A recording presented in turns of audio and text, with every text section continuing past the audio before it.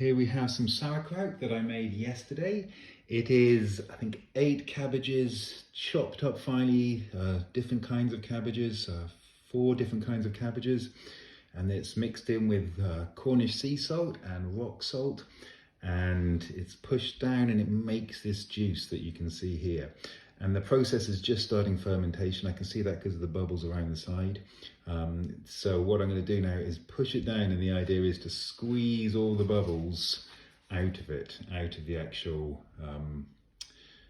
liquor, which is I think what it's called. So here we go, so pushing down, and the bubbles starting, you can see them coming out there. That's life happening right there.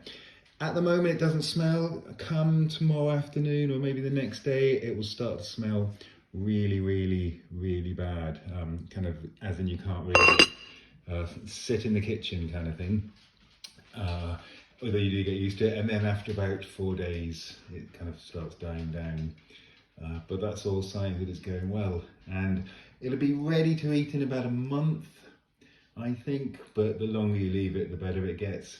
When you move it out of here, you've got to watch out for cram yeast, which is this yeast infection you get on the top.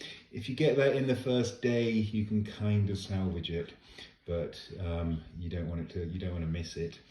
I keep spraying the top with vinegar, with the vinegar spray.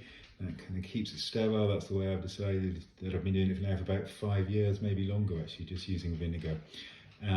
If there is a cram yeast infection, then which happens more in the summer, then I would cover it in salt, and that will kind of sort it out, hopefully. Cram yeast isn't dangerous, it just makes it go milky and doesn't look very appetizing. Not that rotten cabbage ever looks that appetizing.